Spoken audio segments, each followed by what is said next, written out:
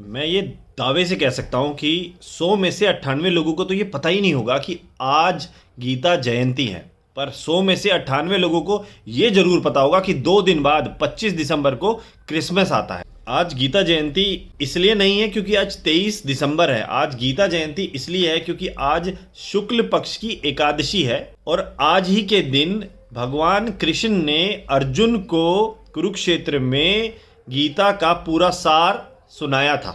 मैंने हाल ही में गीता जयंती दिवस के अवसर पर इंटरनेशनल गीता फेस्टिवल का आयोजन हो रहा था, उसके कुछ 2-3 इवेंट ज्वाइन करे, जिससे मुझे भी पता लगा। मैं Rahul Saini, president of mission financial literacy. यह स्वामी ज्ञानानंद जी ने एक मुहिम चलाई है, बहुत ही बढ़िया मुहिम है। वह गीता के बारे में लोगों को जागरूक करना चाहते हैं कि अगर आपके पास समय नहीं है तो 1 मिनट में भी आप गीता के 3 श्लोकों से अपने जीवन में कुछ ना कुछ बदलाव ला सकते हैं।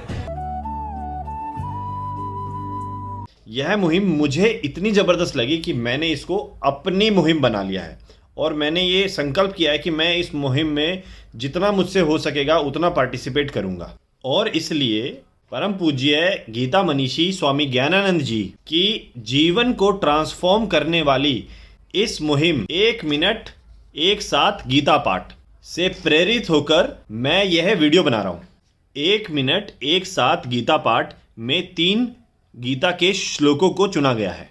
एक स्टार्टिंग का श्लोक है, एक एंड का श्लोक है और एक लगभग मध्य का मीडियम का श्लोक है। मैं इस वीडियो में श्लोक नहीं पढ़ रहा हूँ, वो श्लोक आपकी स्क्रीन पर आ जाएंगे और ना ही मैं उनका संस्कृत का हिंदी में अनुवाद करूँगा। उनका अनुवाद बहुत सारे लोग आपको कर रहे हैं और मिल जाएगा। गीता मनीषी ज्ञानानंद जी ने भी इन श्लोकों का अर्थ बहुत सुंदर रूप से बताया है। आप चाहे तो ऑनलाइन जाकर वीडियो या यूट्यूब पे देख सकते हैं। मैं आपको अपने शब्दों में इन 3 श्लोकों का अर्थ बताऊंगा, मुझे क्या समझ में आया और कैसे मुझे लगा कि ये तीनों अगर मैं रोज़ पढ़ूंगा तो मेरे जीवन में मेरी लाइफ बेहतर हो रही है। पहला श्लोक आपके सामने है।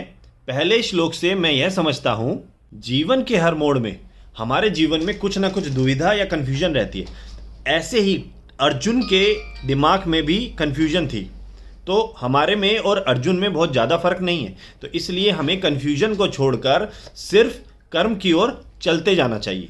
मध्यम श्लोक आपके सामने है और मध्यम श्लोक से मुझे जो समझ में आया वो यह है कि तू चिंता मत कर, चिंता ऊपर वाले पे छोड़ दे, क्योंकि अगर तुम चिंता करोगे तो काम कौन करेगा। इसलिए चिंता नहीं, चिंता की जगह चिंतन कीजिए। ऐसा चिंतन जिससे आपकी कर्म करने की क्षमता अपने कर्तव्य के प्रति बढ़ती जाए। तीसरे चुने हुए श्लोक से मुझे जो समझ में आया जिससे मेरी लाइफ बेहतर होती है वो यह है कि यह सिर्फ हिंदुओं के लिए नहीं है, यह सभी धर्मों के लोगों के लिए है। यही गीता की विशेषता है। तो कर्म के साथ यदि आप धर्म को भी अपने साथ रखोगे तो श्री कृष्ण या फिर वो ब्रह्मांड की ताकत या वो भगवान जिसमें आप विश्वास रखते हैं वो भी आपके साथ होगा।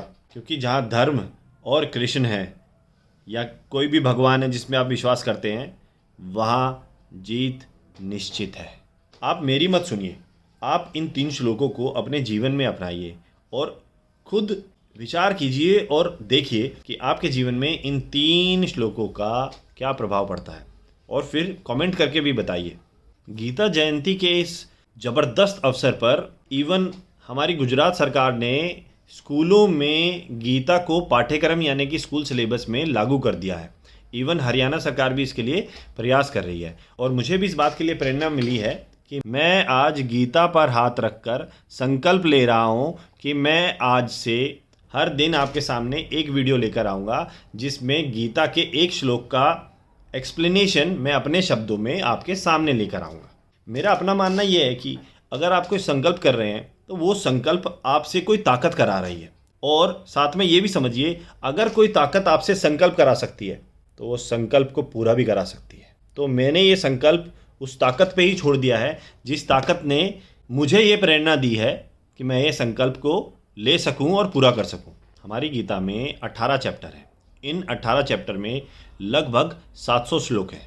तो अगर मुझे 700 श्लोक कवर करने हैं तो इसका मतलब मेरा यह संकल्प 2 साल में पूरा होगा।